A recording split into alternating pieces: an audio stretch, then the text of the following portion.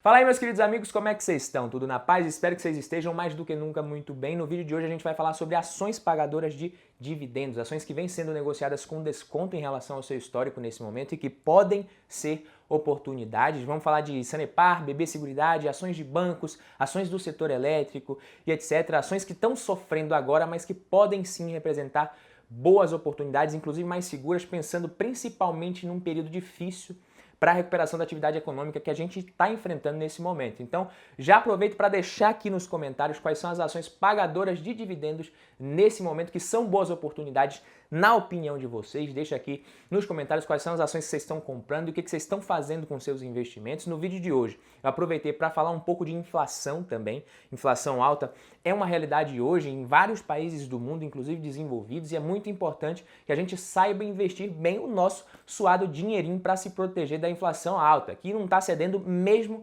com o avanço da Selic aqui no Brasil. Vou falar das ações, como eu disse, inclusive algumas dessas ações aqui têm características, que conseguem trazer essa proteção contra a inflação no médio e longo prazo. Claro que ações são ativos de renda variável e no curto prazo muitas outras coisas afetam os preços. Vou falar sobre renda fixa também, títulos públicos, para quem quer deixar uma parcela da carteira ali um pouco mais segura. Tem muita gente me perguntando sobre isso, sobre Tesouro Direto.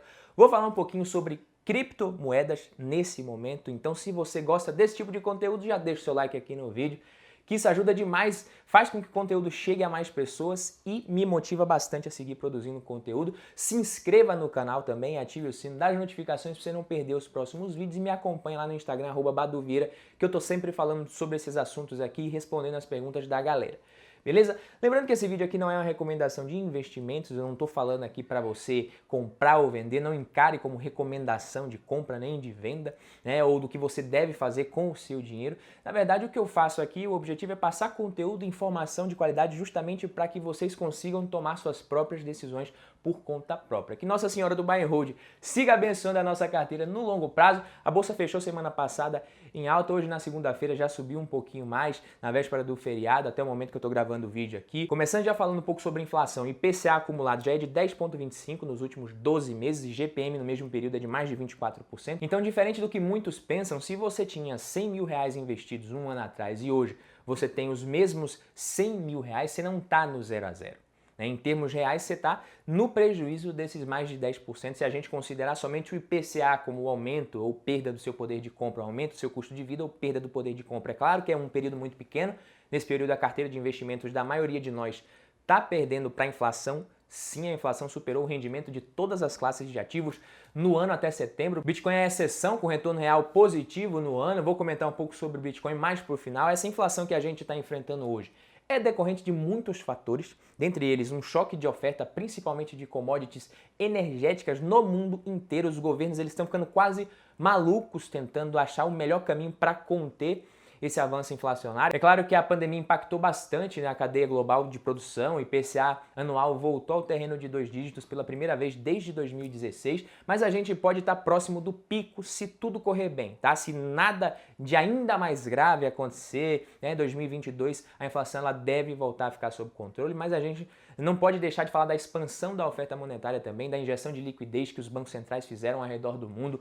do alto nível de endividamento dos países. Uma hora a gente ia ter que pagar essa conta e parece que essa hora está chegando, está cada vez mais próxima. Isso porque, com política monetária, o que o governo pode fazer como medida para conter o avanço da inflação é reduzir a oferta de moeda em circulação. Uma das formas de o governo fazer isso é elevando a Selic, por exemplo, mas ao mesmo tempo que ele faz isso, ele desacelera a atividade econômica. E como a inflação é causada mais por um choque de oferta nesse momento, somente tirar o dinheiro de circulação aumentando a Selic não resolve tudo.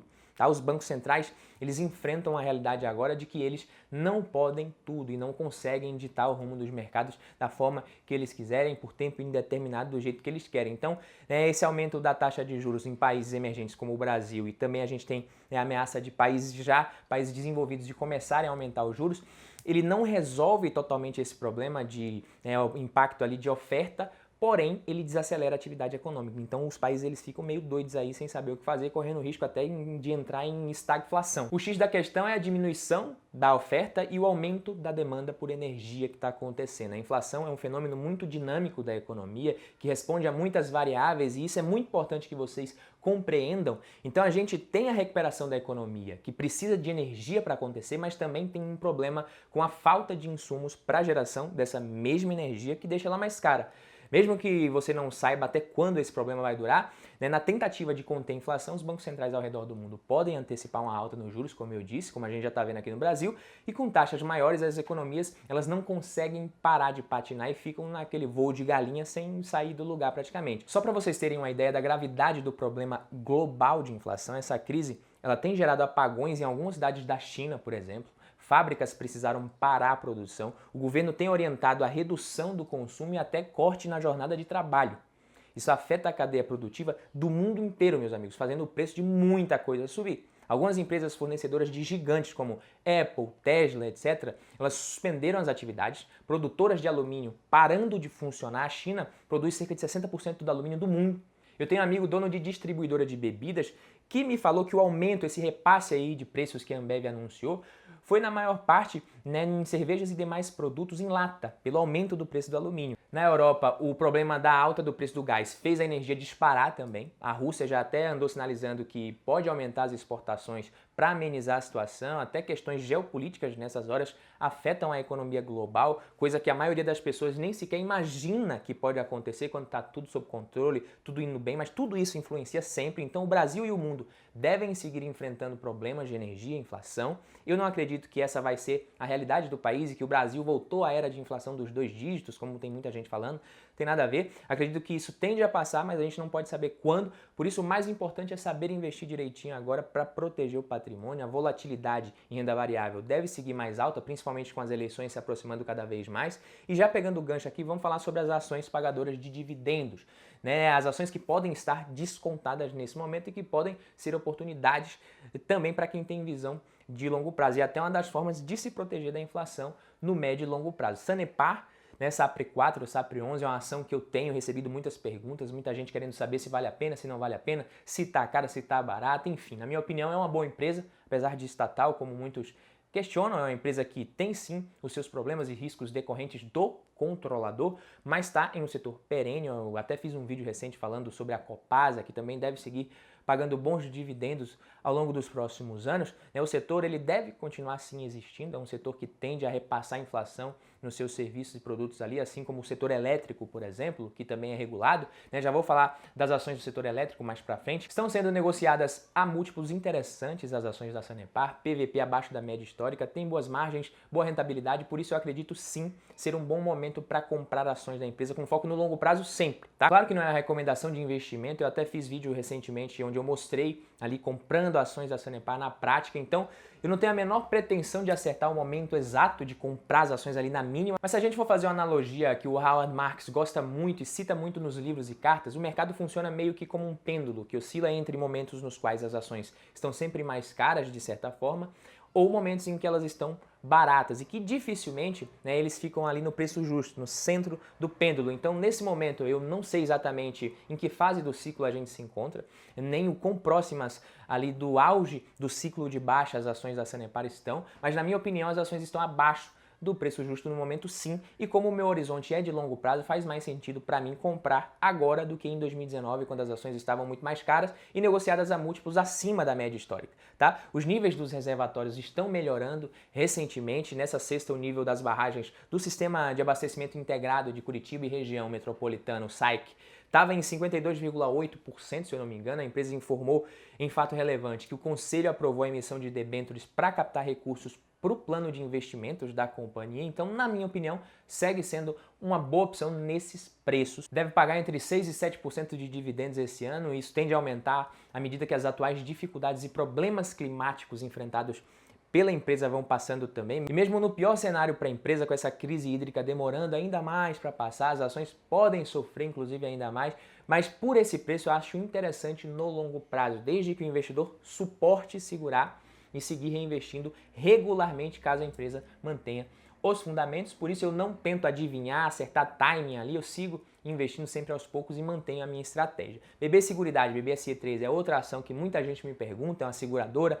As seguradoras em geral se beneficiam com o aumento da taxa Selic, da taxa de juros. É claro que isso não é o único driver. A sinistralidade também afeta muito os resultados da seguradora e é o principal indicador que a gente tem que analisar, né, nesse tipo de empresa. Maior sinistralidade e o descasamento entre índices de inflação que atualizam ali os preços de ativos e passivos tem sido um dos principais motivos para a pressão nas ações de BB Seguridade. São efeitos momentâneos, né? A sinistralidade deve cair com a evolução da vacinação, os números de casos e mortes vêm caindo.